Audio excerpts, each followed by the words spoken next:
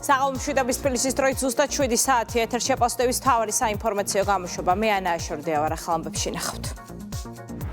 ასაკრძალ პარტიათა სია იზრდება ნაციონალური მოძრაობის კოალიცია ცვლილებებისთვის და ლელოს შემდეგ ქართული ოცნება ფედერალისტების აკრძალვასაც მოითხოვს. რა გახდა საკონსტიტუციო სარჩელის საფუძველი?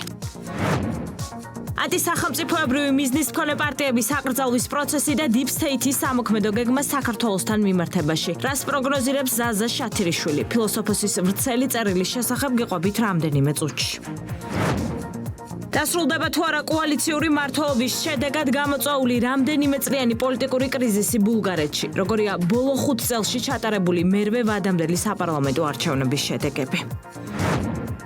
ევროპის ჩემპიონატზე ქართველი ძიუდოისტების ტრიუმფალური გამარჯვებით გაღიზიანებული ოპოზიციის მხარდამჭერები და სიძულვილის ენა სპორტსმენების წინააღმდეგ. ლიბერალური ფაშიზმის მორიგი გამოვლინების შესახებ გიყვებით მთავარ გამოშვებაში. ევროპის საპატენტო უწყების პრეზიდენტის ოფიციალური ვიზიტი საქართველოში ანტონიო კამპინოსმა თბილისში საერთაშორისო კონფერენციაში მიიღო მონაწილეობა. რა საკითხები განიხილებოდა საკპატენტის მიერ ორგანიზებულ ღონისძიებაზე?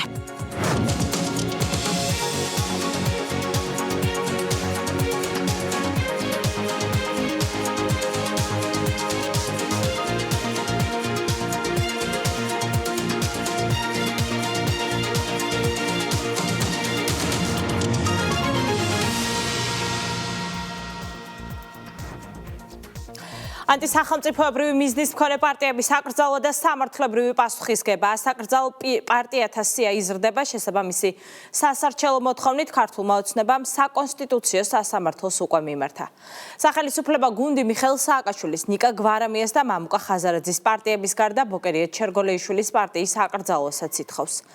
ხელისუფლების ძალადობრივი გზით შეცვლა და კონსტიტუციური ორგანოების არაღიარება, სწორედ ეს ანტისახელმწიფოებრივი მიზნები გახდა სარჩელის საფუძველი, რომელიც 4-ვე პარტიამ 2 მარტს ხელმოწერილი დეკლარაციით ოფიციალურად დაადასტურა.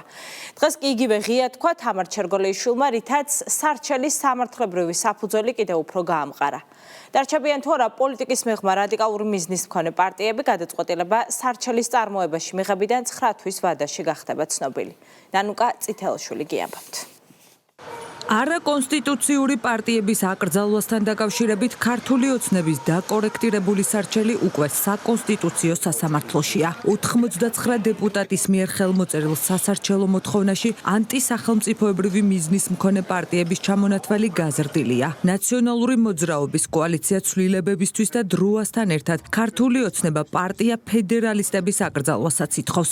საფუძველი 2 მარტს ხელმოწერილი დეკლარაცია გახდა, რომლითაც ჩერგოლეიშვილი ბოკერიას პარტია გვარამიასა და სააკაშვილის პოლიტიკურ ჯგუფებთან გაერთიანდა. ამით კი სრულად გაიზიარა 4 ოქტომბრის ხელისუფლების დამხობის ორგანიზატორების ამოცანები. ქვეყნის პირველი კანონმდებელის გაცხადებით ანტისახელმწიფოებრივი მიზნის მქონე 4 პარტიის გაცხადებული ამოცანა არჩევნების დელეგიტიმაცია და კონსტიტუციური ორგანოების უფლებამოსილებების არაღიარებაა.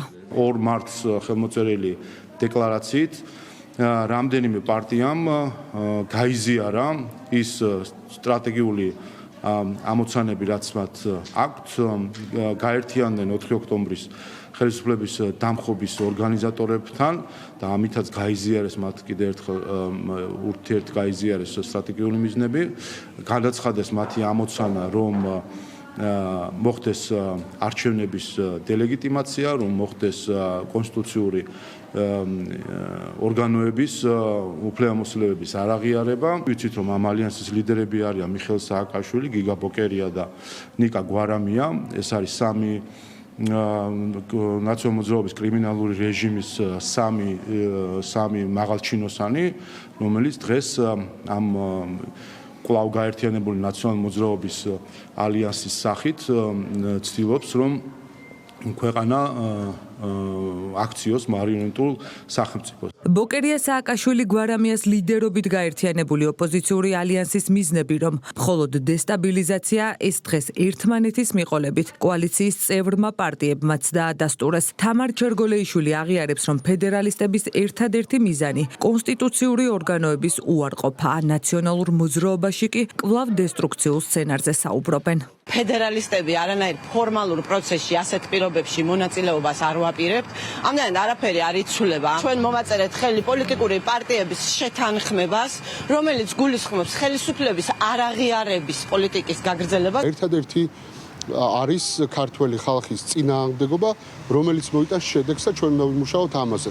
ქართულმა ოცნებამ ყველანაირი წითელი ხაზი გადაკვეთა. 99 დეპუტატთა შორის, რომელთა ხელმოწერად სასარჩელო მოთხოვნას ახლავს, საპარლამენტო ოპოზიციის ნაწილიც არის. ხალხის ძალაში ანტისახელმწიფოებრივი მიზნების მქონე პარტიების ჩამონათვალის გაზრდასა და ფედერალისტების პარტიის დამატებას მხარს უჭერენ. გურამ მაჭარაშვილის თქმით, დემოკრატიული სისტემის გაჯანსაღებისთვის კოლექტიური ნაცმოძრაობის პოლიტიკური ველიდან ჩამოშორება აუცილებელია. ჩვენ რა თქმა უნდა ხალხის ძალის წარმომადგენლები ამას უერთდებით, იმიტომ რომ ზოგადად ჩვენი წამსია, ჩვენი პოლიტიკური წამსია, მათ შორის სანამ არ აკრძალა ასეთ ანტისახელმწიფოებრივ პარტიას, მანამდე საშველი არ ექნება ქართულ პოლიტიკას. მმართველი გუნდის განცხადებით, ნებისმიერი ქმედება, რომელიც სახელმწიფოს კონსტიტუციურ ჩარჩოებს ცდება, აუცილებლად შესაბამის სამართლებრივ შეფასებასა და რეაგირებას მიიღებს. საკონსტიტუციო სარჩელი კი სწორედ ამას ემსახურება. ჩვეულებრივად ვიცით ხო ყველამ, რომ აგენტურა არის და ეს წლების განმავლობაში იქნებოდა ასეულობით მილიონი იხარჯებოდა იმაში, რომ ეს დაჯგუფებები, მოღალატეები შექმნილი იყოს. სქემა გაშიფრულია, აბსოლუტურად ყველაფერი ძალიან კარგად ვიცით, ვინ საიდან ფინანსდება, ვის რა და ვინ ყავთ პატრონები და რა არის მათი მთავარი შესაბამისად სახელმწიფოს მხრიდან ამას ყოველთვის მოხდება რეაგირება. პარტიას, რომელიც მოხდება სარჩელში, უნდა გააჩნდეს რაღაცა ტიპის საფუძველი და რაღაცა ტიპის გავლენა პოლიტიკურ პროცესებზე და ფედერალისტები შეგვიძლია ამ კრიტერიუმით მივაკუთვნოთ ამ სიას და მაქედან გამომდინარე ჩვენ მივმართავთ უკვე განახლებული სიით საკონსტიტუციო სასამართლოს. ისინი საუბრობენ ეგრეთ წოდებულ მშვიდობიანი რევოლუციების გზით ხელისუფლების შეცვლაზე, რითაც რეალურად ისინი შენიღბავენ მათ მიზანს, რაც იმაში მდგომარეობს, რომ რაღაცნაირად ესეთი რევოლუციური თუ არაკონსტიტუციური პროცესებით მოხდეს ხელისუფლების დამხობა და მათი ხელისუფლებაში მოსვლა. რა თქმა უნდა, ეს მისია მათთვის შეუსრულებელი იქნება. დემოკრატიული სივრცის გაჯანსაღება და ქართული პოლიტიკის დერადიკალიზაცია. ეს სარჩელის მთავარი მიზანია. დარჩებიან თუ არა პოლიტიკის მიღმა რადიკალური პარტიები, გადაწყვეტილება სარჩელის წარმოებაში მიღებიდან 9 თვის ვადაში გახდება ცნობილი. ანტისახელმწიფოებრივი მიზნის მქონე პარტიების აკრძალვას და დამნაშავე პოლიტიკური ძალების გასამართლებას უალტერნატივო პროცესად მიიჩნევს ზაზა შათილიშვილი. თუმცა ფილოსოფოსი პროგნოზირებს, რომ უნგრეთის საპარლამენტო არჩევნებში ვიქტორ ორბანის მარცხის შემდეგ Deep State-ი საქართველოზე შეტევას კიდევ უფრო გააძლიერებს.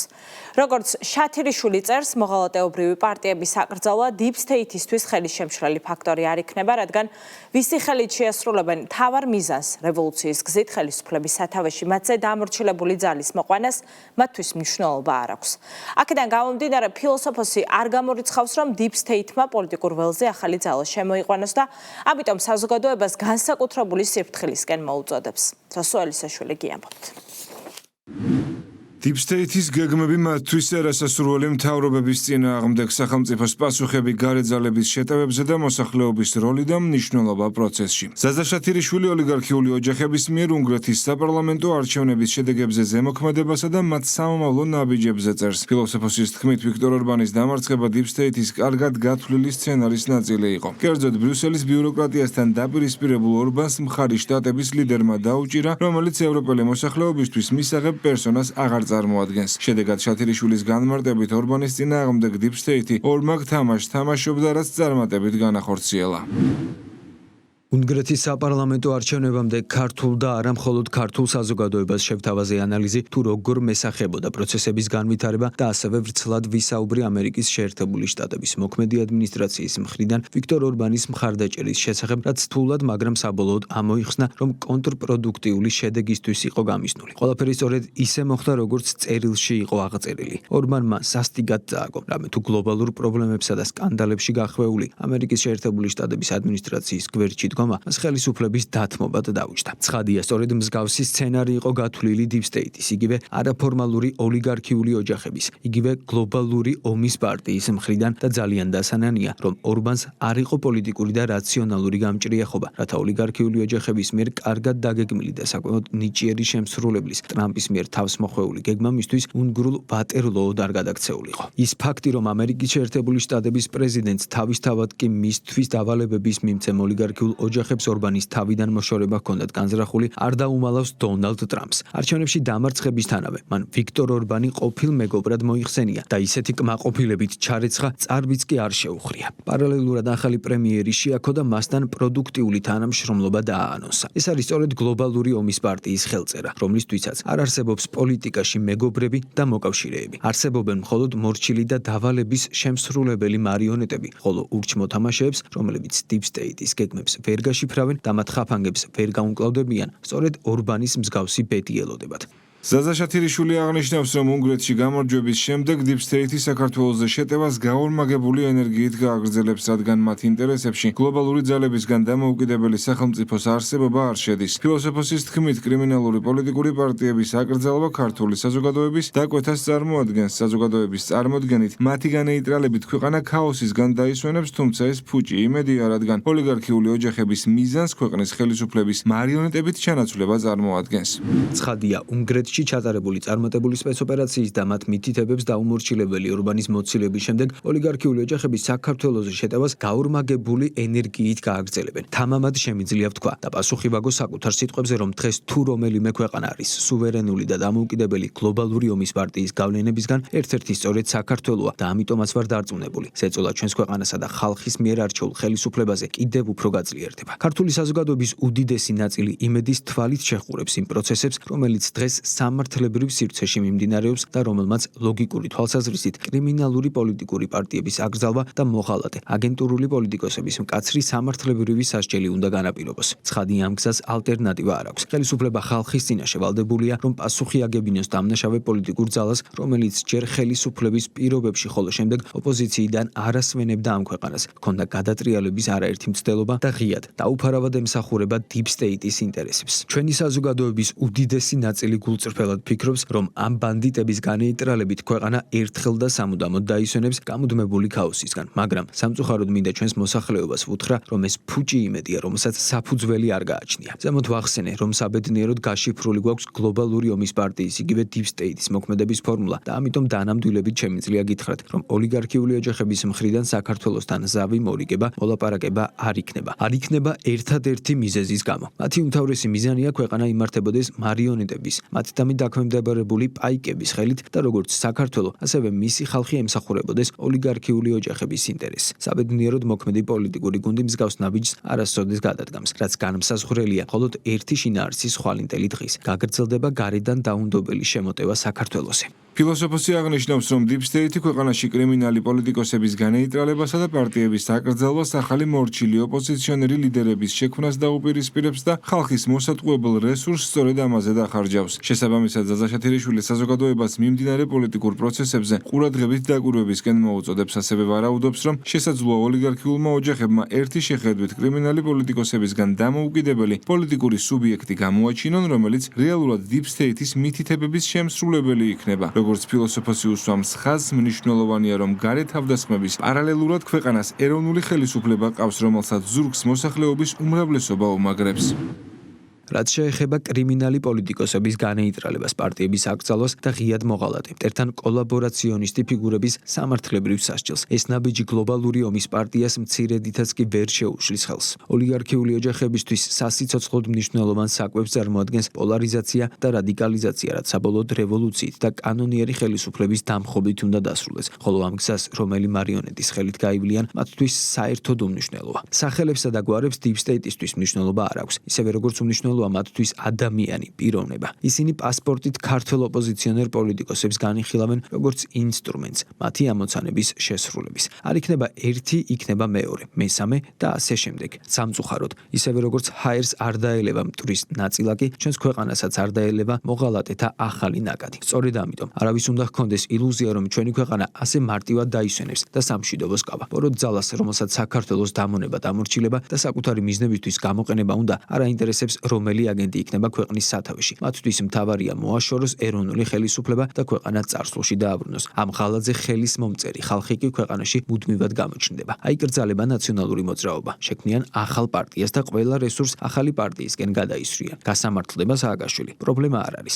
შექმნიან ახალ მორჩილ ლიდერს და მასზე დახარჯავენ ქართველი ხალხის მოსატყუებელ რესურსს. ამ ყველაფრის გათვალისწინებით საზოგადოებას მინდა განსაკუთრებული სიფრთხილისა და გააზრებულად მოქმედებისკენ მოუწოდო. მართალია და სწორია, რომ არსებული პოლიტიკური ნაგავისგან, კაშიფრული აგენტურისგან უნდა სრულად გაიწმინდოს პოლიტიკური ველი, მაგრამ მეორე მხრივ ეს ქმნის საფრთხეს, რომ მოსუფთავებულ ლანდშაფტზე ოლიგარქიულმა ოჯახებმა ახალი მარიონეტი არ შემოაგდონ, რომელსაც ერთი შეხედვით კავშირი არ ექნება კრიმინალურ პოლიტიკურ ბანდასთან, მაგრამ ცხადია, ის იქნება სრულად დამორჩილებული deep state-ის და ომის პარტიის მითითებებს. სრული პასუხისმგებლობით ვამბობ, სანამ ეს ძალა ბობოქრობს და მსოფლიოს დამონება სურს, ვერანაირი პარტიის და აგენტის განეიტრალება ვერ იქნება დამშვიდების საფუძველი. მთავარია ინფორმირებულობა, მათი ხაფანგების წინასწარ გამოცნობა და განეიტრალება, რაშიც ქართულ საზოგადოებას უდიდესი გამოცდილება უკვე აქვს. დაბოლოს, არც თუ ისე სახარბიელო პროგნოზების მიუხედავად, კიდევ ერთხელ მინდა ხაზგასმით აღვნიშნო, რომ დღეს ჩვენს ქვეყანას ყავს პატრიოტული სულისკვეთებით გამსჭვალული ხელისუფლება, რაც მთავარია, ყველა მათი ქმედება მიანიშნებს, რომ სრულ ინფორმაციას ფლობენ მიმდინარე მოვლენებზე და არათუ ინფორმაციის ანალიზის ძალიან კარგი უნარი აქვთ. ბოლო წლებში ხელისუფლება ქართულ საზოგადოებასაც დაეხმარა პროცესებში სრულყოფილად გარკვეულიყო.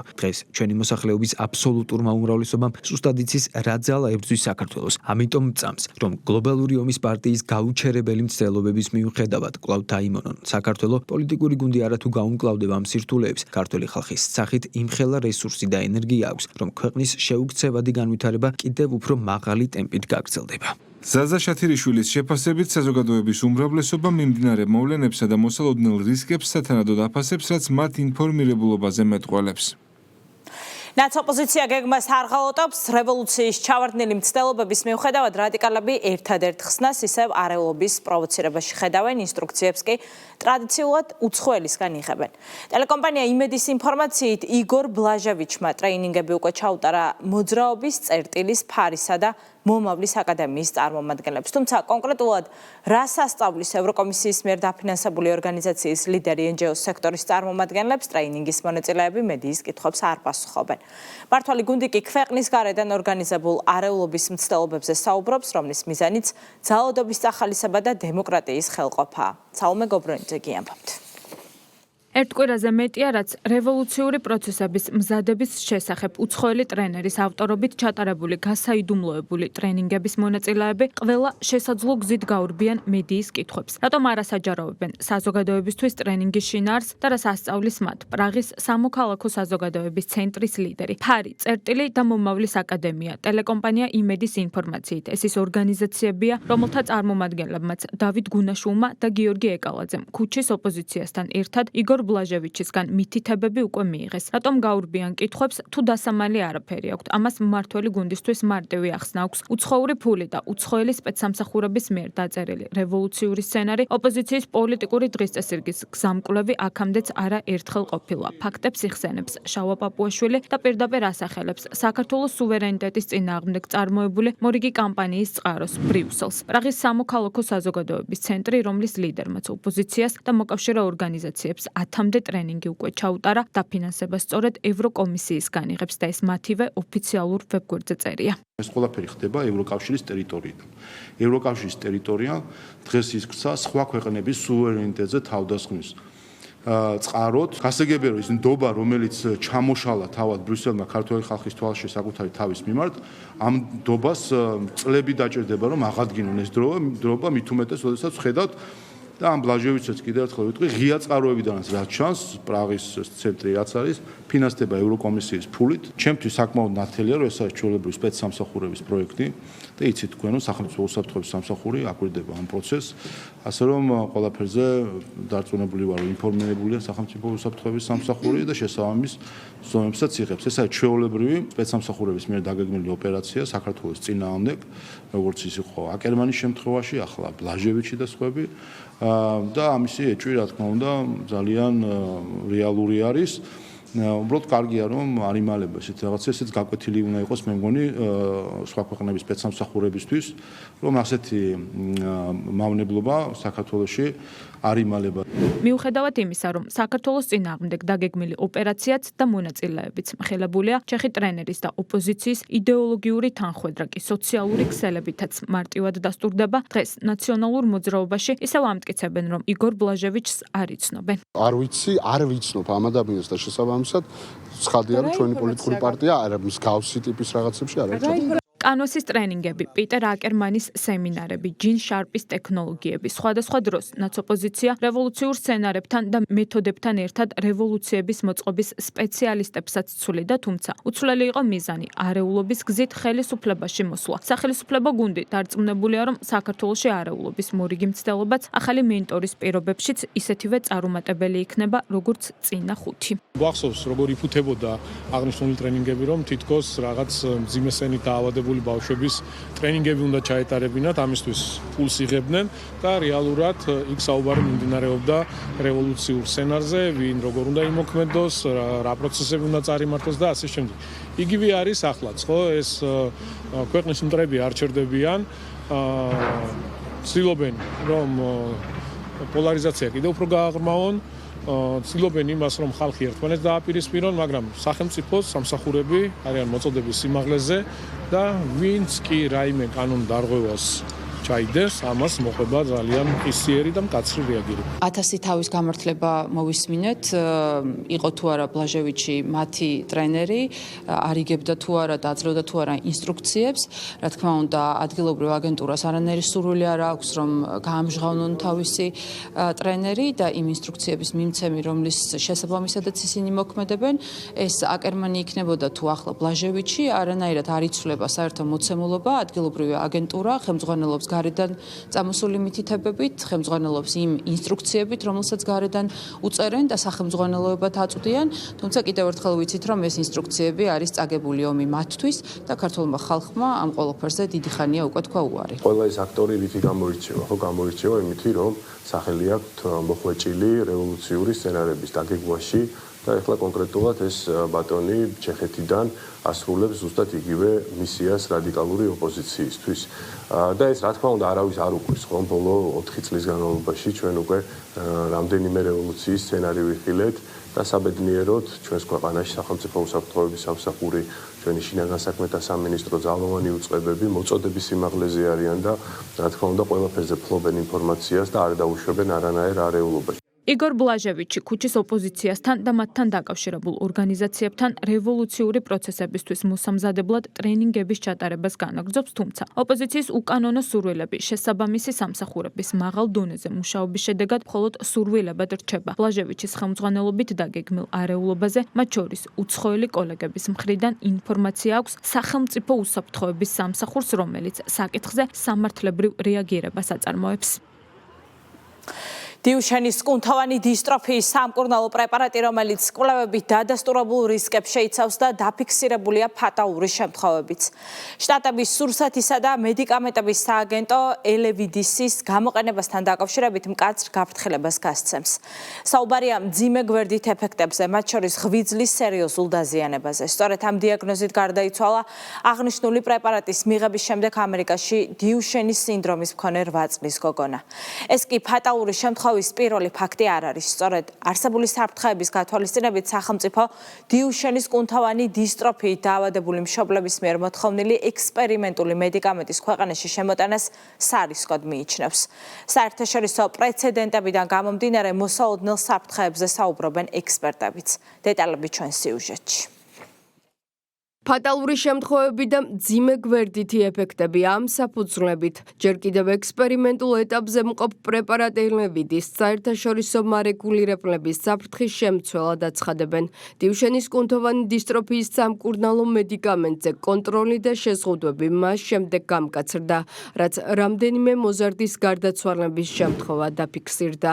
მათ შორის ერთ-ერთი 2025 წლის 7 ივნის მომხდარი ფაქტი შტატების სურსათისა და მედიკამენტების ადმინისტრაციის შესწავლის საგანი გახდა. ამერიკის შეერთებული შტატების სურსათისა და მედიკამენტების ადმინისტრაცია იძიებს 8 წლის ბიჭის გარდაცვალებას, რომელმაც მიიღო ელევიდისი. გენური თერაპია დიუშენის კუნთოვანი დისტროფიის სამკურნალოდ პაციენტი 2025 წლის 7 ივნისს გარდაიცვალა. FDA მოითხოვა და მიიღო პროდუქტის დისტრიბუციის ნებაყოფლობითი შეჩერება, რადგან ის იძიებს უსაფრთხოების საკითხებს. ამ ფაქტის შემდეგ შტატების სურსათისა და მედიკამენტების მარეგულირებელმა ადმინისტრაციამ მედიკამენტს ეგრეთ წოდებული შავი ჩარჩოს გაფრთხილება მიანიჭა, რადგან სხვადასხვა კვლევებით დადასტურებულია, რომ პრეპარატი ღვიძლისა და გულის მძიმე დაზიანებებს იწვევს. FDA-მ დაასრულა უსაფრთხოების მონაცემების მიმოხილვა და დაამტკიცა უსაფრთხოების ეტიკეტირების შემდეგი ცვლილებები, რათა შეიცავდეს ახალ უსაფრთხოების ინფორმაციას ღვიძლის სერიოზული დაზიანების და ღვიძლის მწვავე უკმარისობის, მათ შორის ფატალური შედეგების რისკის შესახებ. სწორედ ეს მედიკამენტია ერთ-ერთი, რომელსაც დიუშენით დაავადებული ბავშვების მშობლები ითხოვენ. არსებული მაღალი რისკების გათვალისწინებით სახელმწიფო ფრთხილ გზას ირჩევს და ექსპერიმენტულ ფაზაში მყოფი იმ პრეპარატის ქვეყანაში შემოტანისგან, რომელიც ჯანმრთელობისთვის საზიანო შეიძლება აღმოჩნდეს, თავს იკავებს. მომართულ გუნდში საუბრობენ მედიკამენტის მწარმოებელი კომპანიის ინტერესების შესახებაც. რა თქმა უნდა, ერთი მხრივ გასაგები არის მშობლების წუხელი და სურვილი, რომ იქნას გამონახული გზები მკურნალობისა, მეორე მხრივ არის რა თქმა უნდა სახელმწიფოს პასუხისმგებლობა, რომ მთავარი პრინციპი, რითაც იწყება ფიცი საექიმო არის, რომ არ ავნო.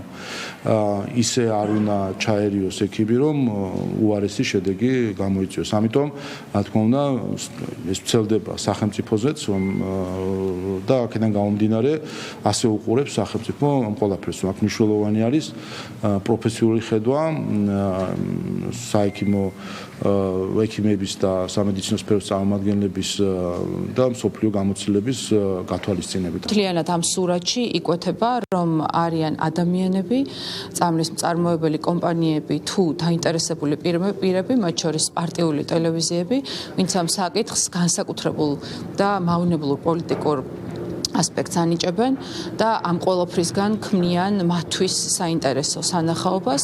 სახელმწიფო, ისევე როგორც სამინისტრო, რა თქმა უნდა, თითოეული ჩვენგანი გულშემატკივრობთ და გვერდით უდგავართ ყველა ადამიანს, ვისაც სახელმწიფოს ზრუნვა ჭირდება, თუმცა იმ პირობებში, როდესაც წამალი, რომელზეც მშობლებს განსაკუთრებულად აიმედებენ, არ აქვს განსაკუთრებული დადასტურება მისი ეფექტიანობის და მათ შორის არის საკმაოდ ბევრი რისკებთან დაკავშირებული, რა თქმა უნდა, ვერ იქნება ერთმნიშვნელოვნად მიღებული და აღიარებული. თვითონ მწარმოებელი კომპანია, ვინც არის, ეს შეუძლია ნებისმიერ ადამიანს ნახოს, ვინც აღნიშნულ პრეპარატს აწარმოებს, თვითონვე მწარმოებელი კომპანია ვერ იღებს პასუხისმგებლობას აღნიშნულ პრეპარატს. მე ვსვამ ძალიან მარტივ შეკითხვას. როგორ როგორ მიგაჩნიათ, დავანებოთ ყველანაირ პოლიტიკას თავი, როგორ მიგაჩნიათ, რომ სახელმწიფომ მიიღოს გადაწყვეტილება და ამ ოჯახებისთვის, ამ ბავშვებისთვის შეიძინოს ისეთი პრეპარატი, რომელზეც თავად მწარმოებელი ვერ იღებს პასუხისმგებლობას. საერთაშორისო პრეცედენტების გათვალისწინებით მით უფრო იმ ფონზე, როდესაც საქმე ბავშვების ჯანმრთელობას ეხება, ხელისუფლების მხრიდან სიფრთხილის აუცილებლობაზე საუბრობენ ექსპერტებიც. სპეციალისტების თქმით, სახელმწიფოს არ აქვს უფლება ემოციებით ჩაანაცვლოს მედიცინა და გადაწყვეტილება მკაფიო კრიტერიუმებით, დადასტურებული ეფექტურობითა და უსაფრთხოების შესაბამისად უნდა იყოს მიღებული.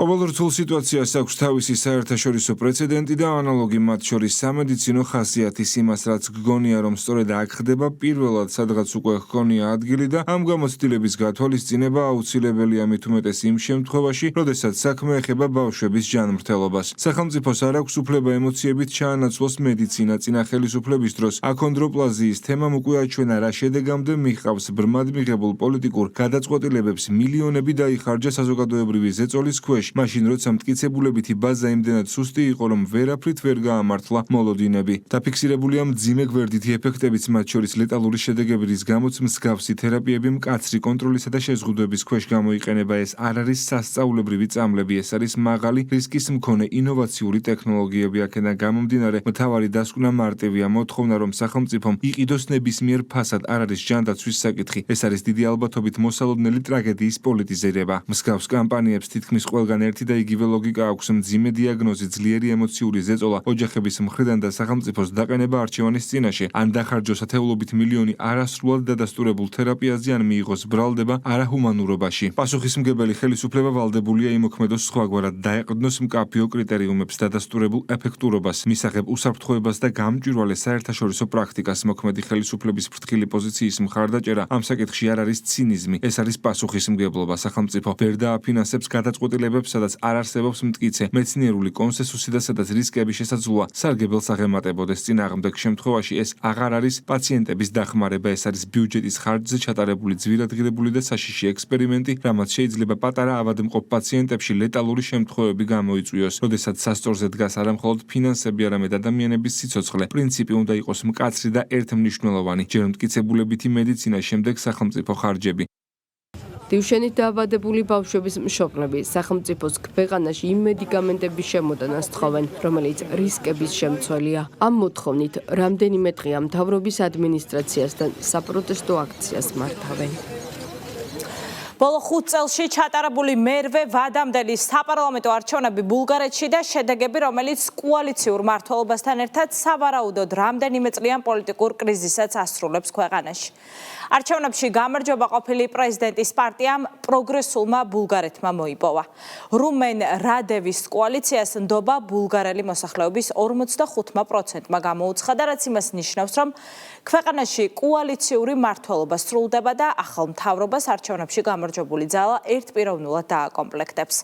რუმენ რადევის პარტიის პოლიტიკა ეროვნულ ინტერესებზეა დაფუძნებული. აკრიტიკებს ევროკავშირს ეწინააღმდეგება უკრაინის სამხედრო მხარდაჭერას და მოსკოვთან ურთიერთობების გაუმჯობესების მომხრეა. მისი ერთ-ერთი მთავარი წინასაარჩევნო დაპირება კი სტაბილური მმართველობის აღდგენა იყო ადვილად დაშლადი კოალიციური მმართველობის ნაცვლად. რუმენ რადევს არჩევნებში გამარჯვება მიულოცა საქართველოს პრემიერ-მინისტრმა და წარმატებები უსურვა. ქეთი მამრიკიშვილი გიამბობთ. ბოლო 5 წლის განმავლობაში ბულგარეთის რიგით მერვე ვადამდელ საპარლამენტო არჩევნებში ქვეყნის ყოფილი პრეზიდენტის რუმენ რადევის პარტია პროგრესულმა ბულგარეთმა გაიმარჯვა. ამომრჩეველთა ხმების 98,33%-ის დათვლის შემდეგ კოალიციამ ხმების 44,67% მოიპოვა. რუმენ რადევმა 9 წლიანი პრეზიდენტობის შემდეგ თანამდებობა იანვარში დატოვა, რათა პრემიერ-მინისტრად მისი კანდიდატურა წამოეყენებინა. რადევის საერთაშორისო საზოგადოებაში ევროსკეპტიკოსად ფასდება, რადგან მისი პოლიტიკა ბრიუსელის ბიუროკრატიის პოლიტიკას ეწინააღმდეგება. ის ევროკავშირს მოსკოვთან ურთიერთობების აღდგენისკენ მოუწოდებს და უკრაინისთვის იარაღის მიწოდებას აკრიტიკებს. გამარჯვების შემდეგაც ბრიუსელს პრაგმატული აზროვნებისკენ მოუწოდა. დაანონსა ისიც, რომ ყველაფერს გააკეთებს, რათა ბულგარელ ამომრჩეველს ვადაზე ადრე საარჩევნო ყუთთან დაბრუნება არ მოუწიოს. ჩვენ ყველაფერს გავაკეთებთ, რომ არჩევნებზე ხელახლა არ წავიდეთ. ეს ბულგარეთისთვის დამანგრეველია. ჩვენ მზად ვართ განვიხილოთ სხვადასხვა ვარიანტი, რათა ბულგარეთს ყავდეს რეგულარული და სტაბილური მთავრობა. ახლა ევროპას სჭირდება კრიტიკული აზროვნება, პრაგმატული ქმედებები, განსაკუთრებით ახალი უსაფრთხოების არქიტექტურის შესაქმნელად მისი სამრეწველო სიძლიერისა და კონკურენტუნარიანობის აღსადგენად. ეს იქნება ბულგარეთის მთავარი წვლილი მის ევროპულ მისიაში. რუმენ რადევი უკვე საერთაშორისო მილოცვებს იღებს. რადევს გამარჯვება მიულოცა ევროკომისიის პრეზიდენტმა ურსულა ფონ დერ ლაიენმა დაწერა, რომ მოუთმენლად ელოდება ერთად მუშაობას უკეთესი ევროპისთვის. რადევს გამარჯვება მიულოცა საქართველოს პრემიერ-მინისტრმა ირაკლი კობახიძის თქმით, საქართველო მოუთმენლად ელის ქვეყნებს შორის მეგობრობის შემდგომ გამტკიცებას და ძლიერი პარტნიორობის გაღრმავებას. რუმენ რადევს და მის გუნდს ვულოცავ არჩევნებში გამარჯვებას ბულგარეთის წინსვლისა და ბულგარელი ხალხის უწყვეტი პროგრესისა და კეთილდღეობის უზრუნველყოფის საქმეში მას წარმატებას ვუსურვებ. საქართველოს მოუთმენლად ელის ჩვენი დიდი ხნის მეგობრობის, შემდგომ განმტკიცებას და ჩვენი ძლიერი პარტნიორობის გაღრმავებას. ევროსკეპტიკური დამოკიდებულებებისა და ბრიუსელის საწინააღმდეგო პოლიტიკის გამო რადევი კრიტიკის ობიექტი არაერთხელ ყოფილა და მოსკოვის ინტერესების გატარებაშიც ადანაშაულებენ. იმ პირებისთვის კი, რომლებიც ბრიუსელის ლიბერალური პოლიტიკის გამტარებლები არ არიან, პრორუსულობის იარლიყის მიკერება სახელმწიფო გუნდისთვის კარგად ნაცადი პროპაგანდისტული ინსტრუმენტია, რომელსაც სპეცსამსახურები ხშირად იყენებენ. ჩვენთვის მნიშვნელოვანი არის, ვინაიდან ბულგარეთთან ჩვენთვის ომხრივ ურთიერთობა ერთ-ერთი პრიორიტეტი არის შავ ზღვის რეგიონში ჩვენი ინტერესებიდან გამომდინარე. მნიშვნელოვანი არის, რომ ჩამოყალიბდეს სტაბილური უმრავლესობის მქონე მთავრობა და იმედია, რომ ასეც მოხდება. რაც შეეხება მის პოზიციებს, ეს ხო ნაცადი ხერხი არის, ხა ეს კინო ნანახი გვაქვს. ყველა ვინც ვისაც საკუთარი თავი აბია მხრებზე და კრიტიკულ რაიმეს სიტყვის ხოლმე ბრიუსელზე, ან არ ეთანხმება რაიმე საკითხში, კრიტიკის გარეშეც უბრალოდ არ ეთანხმება რაღაცაში, ყველა შეერაცხება პრორუსად. ეს არის ჩვეულებრივი პროპაგანდისტული ხერხი, სპეცსამსახურების მიერ შემუშავებული. როგორც იქნა დასტაბილურდება სიტუაცია ბულგარეთში, მაგრამ ეს კანდიდატი, რა თქმა უნდა, ევრობიუროკრატებს არ მოწონთ, იქიდან გამომდინარე, რომ იგი ზრუნავს საკუთარი ქვეყნის ეროვნულ ინტერესებზე, საკუთარი ქვეყნის იდენტობაზე და ნაცნობი ხელწერა მაშინვე შერაცხეს იგი პრორუსად, ისევე როგორც შერაცხეს ქართული ოცნება, ისევე როგორც შერაცხეს ამერიკის შეერთებული შტატების პრეზიდენტი, ნებისმიერი პოლიტიკოსი, ნებისმიერი პოლიტიკური ჯგუფი, ვინც არ ჯდება გლობალური ომის პარტიის დღის წესრიგში. აღსანიშნავია ისიც, რომ ბოლო წლებში ბულგარეთში კოალიციური მმართველობის შედეგად პოლიტიკური კრიზისი იყო. 2021 წლიდან მოყოლებული პარლამენტში შექმნილი კოალიციები ერთ წელზე მეტხანს ვერ ძლებდნენ. შესაბამისად, 5 წლის განმავლობაში 8 ვადამდელი არჩევნების ჩატარების საჭიროება დადგა, რამაც ქვეყანაში პოლიტიკური პროცესები ჩიხში შეიყვანა. მმართველ გუნდში იხსენებენ ბრიუსელის ზეწოლას საქართველოზე, რომ მიუხედავად ქართველი ხალხის უმრავლესობის არჩევანისა, ქვეყნისთვის ხელოვნურად კოალიციური მმართველობა მოეხვიათ. გაიხსენეთ ჩვენთან რა ისტერია ქონდა ბრიუსელს და მის დაქირავებულ ჯგუფებს, რომ თითქოს კოალიციური მთავრობის გარეშე არ არსებობს, ეს უნდა იყოს მიზანი, თითქოს კონსტიტუციური უმრავლესობა არის რაღაცა არ ვიცი, არადემოკრატიული და თითქოს ერთ პარტიას თუ აქვს უმრავლესობა, ეს არის არადემოკრატიული. და კარგად მიულოცეს უნგრეთის ოპოზიციას ერთპარტიული კონსტიტუციური უმრავლესობის მოპოვება. აქაც ახლა თუ დავაკვირდებით პროცესს, რა პროცესები მიმდინარეობდა, რა თქმა უნდა, ბრიუსელის უშუალო ჩარევებით იყო მცდელობა იმისა, რომ როგორმე კოალიციური მთავრობა შეკრებილი იყო, კოალიციური ხელისუფლება ყოფილიყო, თუმცა ზოგადად კოალიცია ძალიან დიდ პრობლემას წარმოადგენს კოალიციური მმართველობა. მალანისთვის, რა თქმა უნდა, კოალიციური მთავრობა და ქვეყნის მართვა უფრო მარტივია. რაღაც არ მოეწონებათ, ნებისმიერ დროს შეუძლიათ არიონ დაშალონ კოალიცია.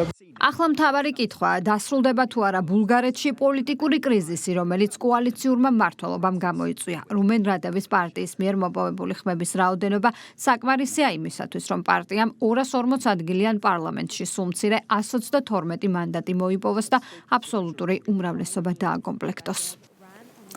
ქართველი ძიუდოისტების გამარჯვებით გაღიზიანებული ოპოზიციის მხარდამჭერები და ლიბერალური ფაშიზმის მორიგი გამოვლინება. რადიკალების ბულინგისა და თავდასხმის სამიზნეები ისევ ქართველი სპორტსმენები გახდნენ. უცვლელია მეთოდით, სიზღისა და სიძულვილის ენა. ევროპის ჩემპიონებს გამარჯვების მილოცვის ნაცვლად სოციალურ ქსელში შეურაცხყოფელი სიტყვებით მოიხსენიებს ოპოზიციის ერთ-ერთი პროპაგანდისტი. მმართველი გუნდი კი ბრიუსელის მიერ წახალისებულ სიზღისა და სიძულვილის ენაზე საუბრობს, რომელიც ეგრეთ წოდებული პროევროპელების ბრძოლის მთავარი იარაღად იქცა. ბორინა ონიანი გიამბობთ. მორიგი თავდასხმა ქართველ სპორტსმენებს ოპოზიციის პროპაგანდისტებისგან. რადიკალები ამჯერად ძიუდოს ევროპის ჩემპიონატზე საქართველოს წარმატებით გაღიზიანდნენ. ნაცოპოზიციის აგიტატორი დავით ნებიერიძე სპორტსმენებს სხვადასხვა შეურაცხმყოფელი სიტყვებით მიმართავს და სოციალურ ქსელში წერს, რომ ყველა ქართველი სპორტსმენი ფარჩაკი, ლაჩარი და მედროვეა. ზიზღის ენით გაჯერებული პოსტიდან გაირკვა, რომ ნებიერიძის აგრესია ოპოზიციის ორგანიზებული პროტესტისა და კანონ დამრღვევი პატიმრებისადმი სპორტსმენების მხარდაჭერის არქონამ გამოიწვია. უკლებლივ ყველა დღევანდელ ქართულ სპორტსმენს მინდა გითხრათ. სამაგალითო მოქალაქეები კი არა, ფარჩაკები და პროექტები ხართ. მარტო საკუთარ თავზე ფიქრობთ და ხალხიც ფეხებზე გკიდიათ და სახელმწიფოც.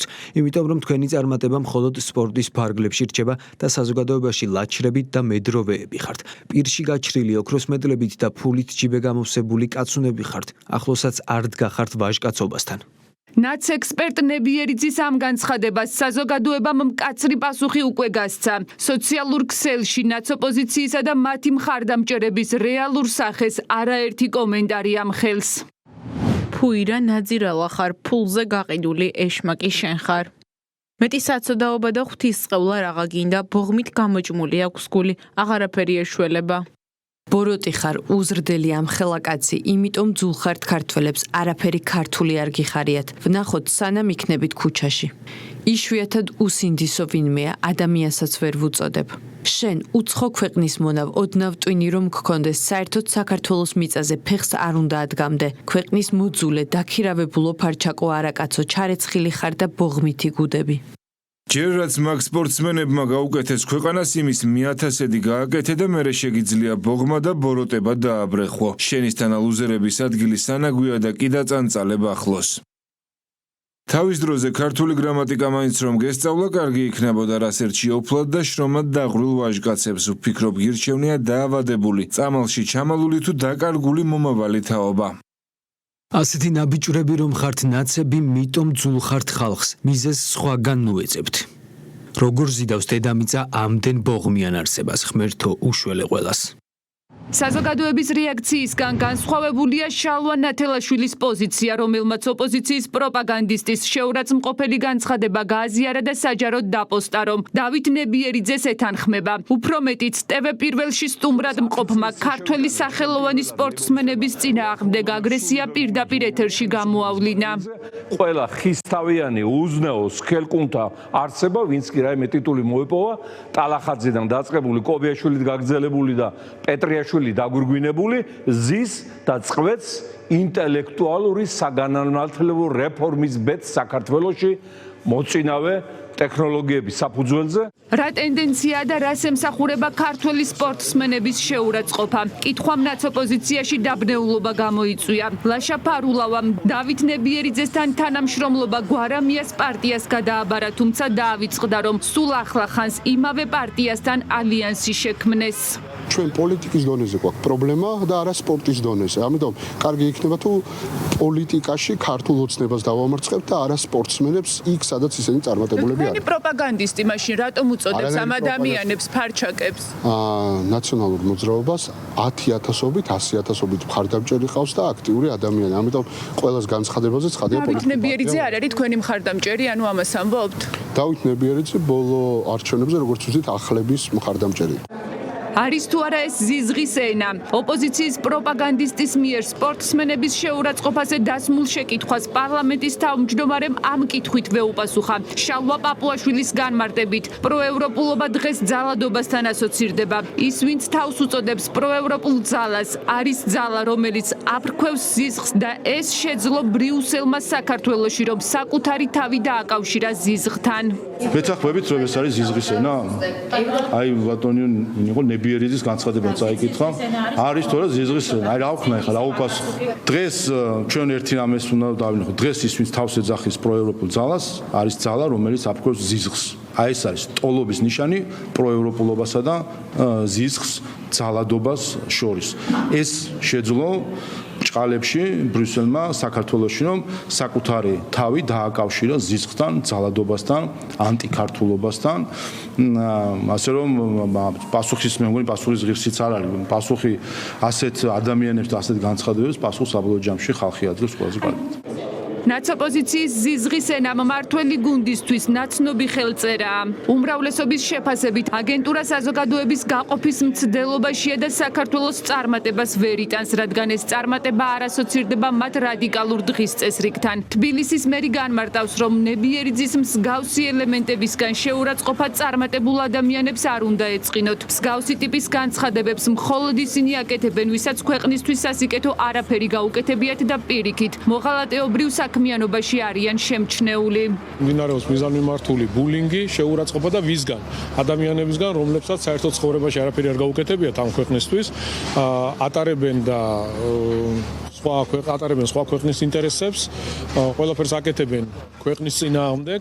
შემჩნეულები არიან მტრულ საქმიანობაში, ჩვეულებრივი აგენტურის ქსელის წარმომადგენლები არიან, მოღალატეები არიან და რა თქმა უნდა, არც ერთ სპორტსმენს, არც ერთ წარმატებულ ადამიანს არ უნდა ეწყინოს ამ ტიპის მსგავსი ელემენტებისგან ასეთი განცხადებების მოსმენა. ისინი უშფერი სიტყვებით იწყებენ მათ ლანძღვას, ერთიანი მესიჯ ბოქსი, ერთდროულად ხდება ამ ლანძღვაგინების დაწყება და მხოლოდ ერთი რაღაცის გამო, რომ ეს სპორტსმენები არ იმეორებენ იმას, რასაც ლაპარაკობენ ეს რადიკალები. ისინი ცდილობენ, რომ აი ჩვენი საზოგადოების აი ყველა ჯგუფი რაღაცნაირად ორ ნაწილად გახრიჩო. როდესაც ქართველი სპორტსმენი წარმატებას აღწევს ხო საერთაშორისო არენაზე, რა მნიშვნელობა აქვს ამას ეს სპორტსმენი რა პოლიტიკური შეხედულების შეიძლება იყოს. ეხლა ზოგადად მე რასაც ხედავ, ყოველთვის სპორტსმენები ერიდებიან ამ პოლიტიკურ არსებული მდგომარეობის გამო რაღაც აი პოლიტიკური კუთვნილების მიმართ რაღაც თავის წარმოჩენას, მაგრამ ამას რა მნიშვნელობა აქვს? თავარი არის რომ კიდევ ერთი ესე ვთქვათ მედალი მიიღოს საქართველოს საერთაშორისო არენაზე და ეს უნდა გიხაროდეს. არაერთი ფიასკოს მიუხედავად ნაცოპოზიციის მიდგომა არ იცვლება. თუ მხარს არ უჭერ მტერი ხარ. ამ პრინციპით აბულინგებენ ყველას. მთავარი სამიზნე კი წარმატებული ადამიანები არიან. ეს მარტო მიუღებელი კი არ არის, ეს არის უკვე ვადაგასული მათი მცდელობები შეურაცხყოფების. კიდევ ერთხელ ხაზს ვუსვამ. ეს მხოლოდ და მხოლოდ მოქმედებს იმასთან დაკავშირებით, რომ როცა ადამიანი არის ნიჰილიზმში, ჩავარდნილი და სასოწარკვეთილებაში, ნუ მერე გადადის შეურაცხყოფებზე. და ამ შეურაცხყოფებისთვის რა თქმა უნდა ყველამ პასუხი უნდა მიიღოს. საქართველოს ძიუდოს ეროვნულმა ნაკრებმა ევროპის ჩემპიონატზე ასპარეზობა ისტორიული შედეგით დაასრულა. ნაკრებმა სულ 7, 4 ოქროს, 2 ვერცხლისა და 1 ბრინჯაოს მედალი მოიპოვა. შედეგად გუნდური პირველი ადგილი დაიკავა. სწორედ ამ წარმატებამ გამოიწვია რადიკალების გაღიზიანება. ძიუდოისტებამდე შეტევის სამიზნე ქართველი ფეხბურთელები იყვნენ. ტერორისტულ ორგანიზაციაში გაერთიანებისა და ტერორისტულ საქმიანობაში დახმარების ბრალდებით სახელმწიფო უსაფრთხოების სამსახურმა 2 პირი დააკავა, მათ შორის 1 უცხოეთის მოქალაქეა. სპეცოპერაციები გარდაბნის მუნიციპალიტეტსა და აჭარის რეგიონში ჩატარდა. გამოძიების ინფორმაციით დაკავებულები გაწევრიადნენ ტერორისტულ ორგანიზაციაში და გეგმავდნენ სხვა ქვეყანაში გამგზავრებას, სადაც უნდა შეერთებოდნენ ისლამური სახელმწიფოს მებრძოლებს. ჩხრეკის შედეგად ამოღებულია ელექტრონული ინფორმაციის მატარებელი მოწყობილობები, დაურეგისტრირებელი სიმბარათები, მობილური ტელეფონები, ტერორისტული ორგანიზაციის სიმბოლიკის ამსახველი ნივთები და სხვა მნიშვნელოვანი მტკიცებულებები. დანაშაული 10-დან 17 წლამდე პატიმრობას ითვალისწინებს. გამოძიებით დადგენილია, რომ აღნიშნული პირები გაწევრიანდნენ ტერორისტულ ორგანიზაცია ისლამური სახელმწიფოს რიგებში. დადეს ერთგულების ფიცი, ეგრეთ წოდებული ბაიათი, რაც ასახეს ვიდეო ფაილის სახით და გადაუგზავნეს ორგანიზაციის ლიდერებს, რითაც უპირობო მორჩილება გამოუცხადეს მათ. ისინი მზად იყვნენ ისლამური სახელმწიფოს ლიდერების ნებისმიერი სახის დავალების შესასრულებლად.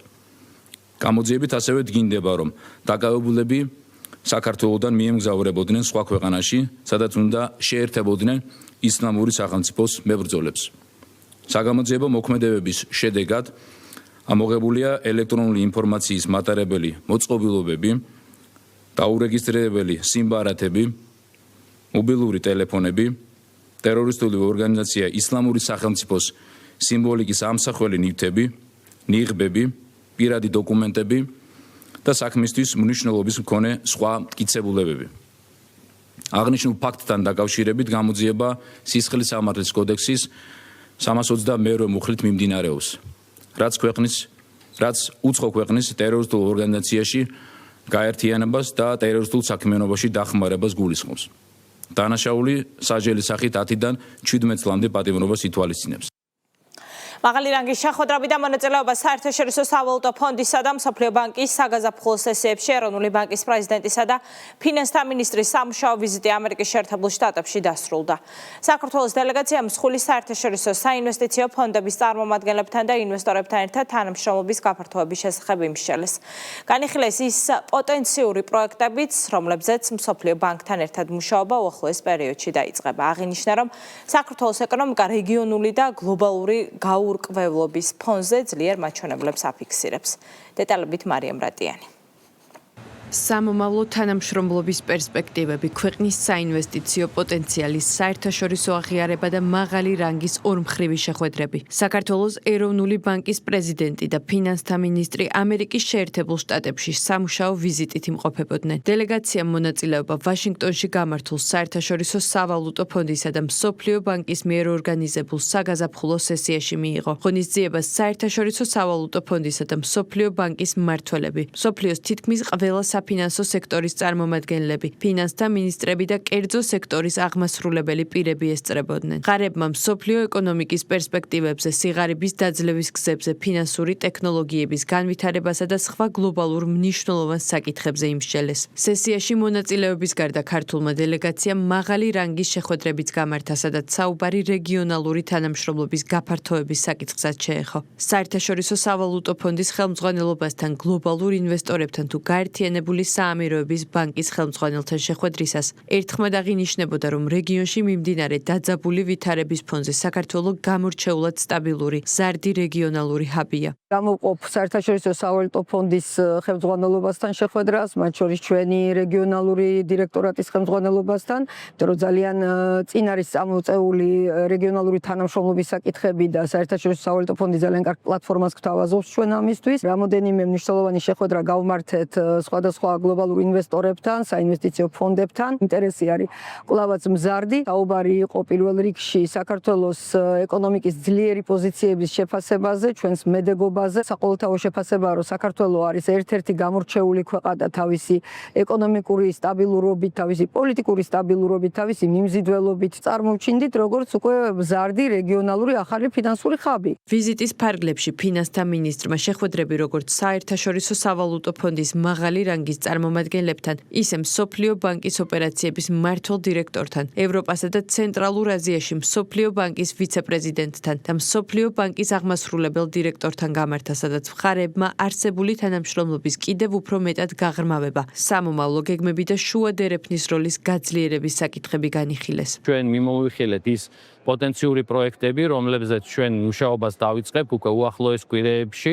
მომდევნო კვირეებში ჩვენ გვექნება, ასე ვთქვათ, მოლაპარაკებები ახალ პროექტებთან მიმართებაში და ვფიქრობ, რომ რამოდენიმე კვირის განმავლობაში ჩვენ შევძლებთ, რომ უკვე უშუალოდ პროექტების დამტკიცების ეტაპზეც გადავიდეთ. საქართველოს ამ სესიის ფარგლებში წარმოაჩენს იმ სამაგალითო მოდელს, რომელიც შეიძლება სხვა ქვეყნებმა, რა თქმა უნდა, სრული შემთხვევაში დანერგონ თავის შიდა პოლიტიკაში ეკონომიკური, საფინანსო, სავაჭრო და სავალუტო მიმართულებით. შეხვედრები დადებითად შეაფასა საერთაშორისო სავალუტო ფონდის დირექტორმაც იურენ კლიკმა აღნიშნა, რომ რეგიონში მიმდინარე დაძაბული ვითარების ფონზე საქართველოს ეკონომიკა მკვეთრად ვითარდება და მაღალ მდგრადობას ინარჩუნებს. ძალიან ნაყოფიერი შეხვედრები მქონდა ეროვნული ბანკის პრეზიდენტთან და ასევე ფინანსთა მინისტრთან. ჩვენ რა თქმა უნდა ვისაუბრეთ იმ გამოწვევებზე, რომელთა წინაშეც საქართველოს ეკონომიკა დგას ამ უკიდურესად ტურბულენტურ და გაურკვეველ პერიოდში. ნამდვილად ძალიან მიხარია, რომ საქართველოს ეკონომიკა ასე კარგად ვითარდება, აჩვენებს ძლიერ მაჩვენებლებს და ინარჩუნებს მაღალ მდგრადობას როგორც რეგიონული, ისე გლობალური გაურკვევლობის ფონზე.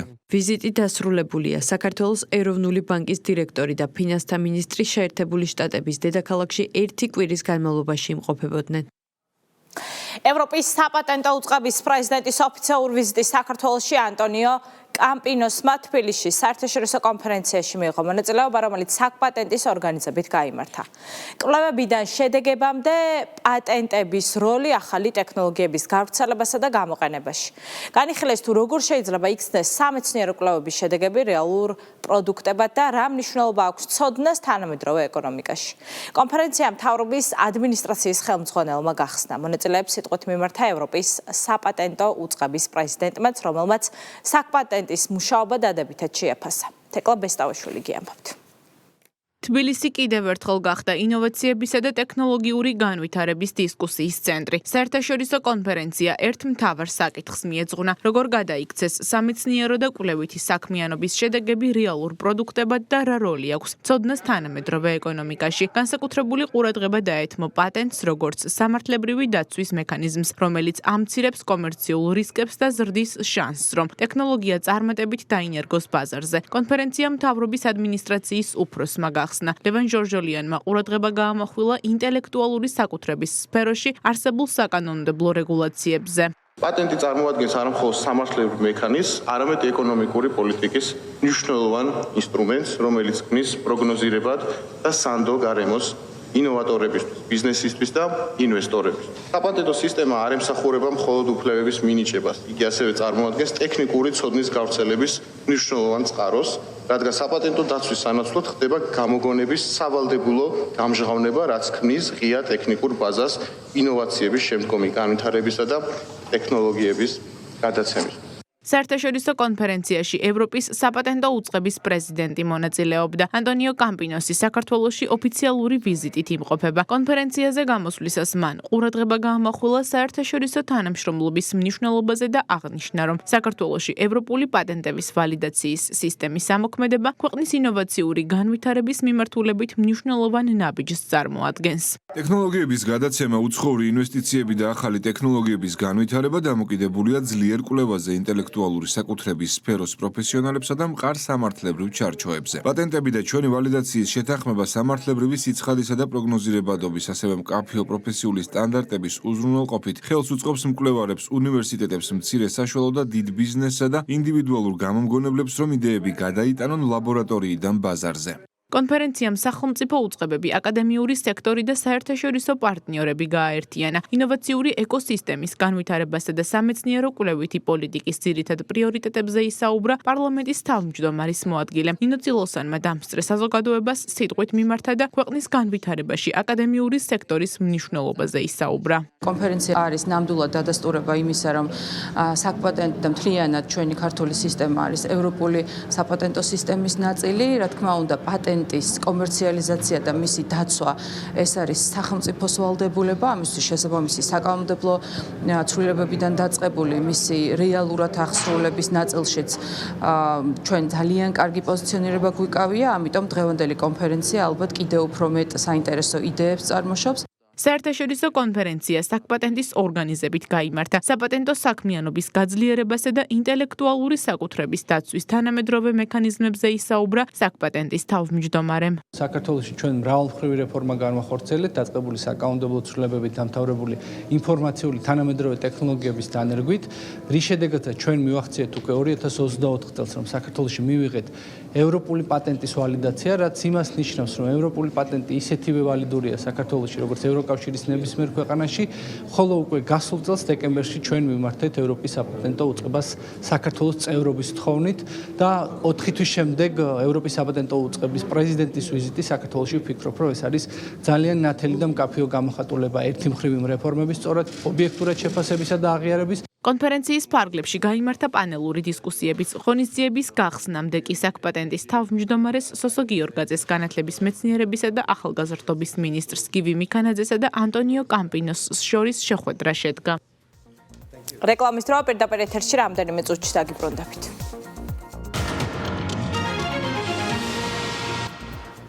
რეკლამის შემდეგ პოსტების საინფორმაციო სამსახური თქვენთვის მუშაობას აგრძელებს. საქართველოში 2026 წლის პირველ კვარტალში ღვინის ხარისხის კონტროლის მაჩვენებლები გაუმჯობეს და ღვინის ეროვნული სააგენტოს ინფორმაციით ათეულობით კომპანიაში ჩატარებულმა საინსპექციო შემოწმებებმა აჩვენა, რომ გასული წლის ანალოგიურ პერიოდთან შედარებით საექსპორტო პროდუქციაში დარღვევების რაოდენობა შემცირებულია, რაც კონტროლის სისტემის ეფექტიანობაზე მიუთითებს. გამოწვევად რჩება ადგილობრივი ბაზარი, სადაც შემოწმებული 56 კომპანიიდან დარღვევა დაფიქსირდა 33 კომპანიის 59 ნიმუშში. რასახის მონიტორინგს გადის ქართული ღვინო და სხვა ალკოჰოლური სასმელები, სანამ მათი რეალიზაცია ადგილობრივ ან საერთაშორისო ბაზარზე მოხდება. ლევან წუწუნავა გიამბობთ. 23 კომპანია, 55 საინსპექციო კონტროლი, აღებული 216 ნიმუში და არც ერთი დარღვევა. ქვეყანაში ღვინის ხარისხის კონტროლის მაჩვენებლები გაუმჯობესდა. ღვინის ეროვნული სააგენტოს შესაბამისი სამსახურები ალკოჰოლური სასმლების ხარისხის მონიტორინგს უწყვეტ რეჟიმში აგრძელებენ, რათა ქართული ღვინო სრულად აკმაყოფილებდეს საერთაშორისო სტანდარტებს. მიმდინარე წლის პირველ კვარტალში საინსპექციო კონტროლი ათეულობით კომპანიაში განხორციელდა. ალკოჰოლური სასმლების ორგანოლეპტიკური ტესტირების მიზნით პირველ კვარტალში ასევე 64 დეგუსტაცია გაიმართა. როგორც ღვინის ეროვნული სააგენტოს თავმჯდომარე აცხადებს, გლობალურ ბაზარზე წარმატების მისაღწევად აუცილებელია ქართულ ღვინოს განსაკუთრებული ხარისხი ჰქონდეს. ღვინის ეროვნულ სააგენტოს აქვს ერთ-ერთი მთავარი ფუნქცია, ეს არის წარმოებული პროდუქციის შესაბამისობის კონტროლი. ჩვენ ყოველდღიურ რეჟიმში ვაგრძელებთ მუშაობას, როგორც სახელმწიფო კონტროლის, ასევე საინსპექციო კონტროლის, სახელმწიფო ზედამხედველობის მიმართულებით. ვფიქრობ, რომ ჩვენ წარმოებლებს გათვითცნობიერებული აქვთ ის პასუხისმგებლობა, რაც საჭიროა ქართული ღვინის წარმატებისთვის გლობალურ ბაზარზე. მიუხედავად პოზიტიური შედეგებისა, ღვინის ეროვნული სააგენტოსთვის გამოწვევად რჩება ადგილობრივი ბაზარი, სადაც შემოწმებული 56 კომპანიიდან დარღვევა 33 კომპანიის 49 ნიმუში დაფიქსირდა. გაფორმების ეკონომიკურ ზონაში 22 კომპანიის ინსპექტირების შედეგად აღებული 51 ნიმუშიდან კი დარღვევა 3 კომპანიის 6 ნიმუში იყო. სახელმწიფო სადეგუსტაციო კომისიის წევრი მიიჩნევს, რომ საქართველო, რომელიც მსოფლიოში ბაზისა და ღვინის სამშობლოდაა აღიარებული, ვალდებულია ხარისხიანი ღვინო აწარმოოს. რაც წლები გადის, ჩვენი ღვინის ხარისხი უკეთესდება. და რაც მთავარია, თან უბრუნდებით იმ ძველს, რაც ადრე იყო, ჩვენ ტრადიციულ მეღვინეობას. გადართულები ვიყავით ძირითადად ევროპულ მეღვინეობისკენ, მაგრამ ეხლა დაუბრუნდით ჩვენებური ტრადიციებისკენ და ეს ჩვენებური ფესვები კიდევ მე მგონი ევროპაში და მსოფლიოში უფრო და უფრო მოწონთ.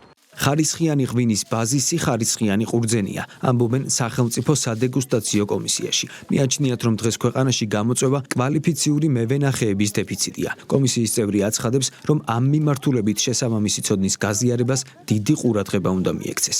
მე მაინც მგონია, რომ საქართველოში ცოტა ჭირს ამ ხრივ კვალიფიკაციური მევენახეების, რომ მოიყვანონ ხარისხიანი ყურძენი. უფრო მეტი თუ იქნება ამ ხრივ სემინარები, რაღაცა პატარა რჩევები ევროპული მიმართულებითაც, რომ ხარისხი იყოს ყურძნის უფრო და უფრო მაღალი და მისაღები არ იგულისხმება მარტო ვიზუალური მხარე ყურძნის. იქ მნიშვნელოვანია არა მარტო ვიზუალური, არამედ შიგნით შემადგენლობას და ლაპარაკია ყურძნის ტექნიკური სიმწიფის მიღწევაზე. გასული წლის ანალოგიურ პერიოდთან შედარებით დარღვევების რაოდენობა მკვეთრად შემცირებულია, რაც ღვინის ხარისხის კონტროლის სისტემის ეფექტიანობაზე მიუთითებს.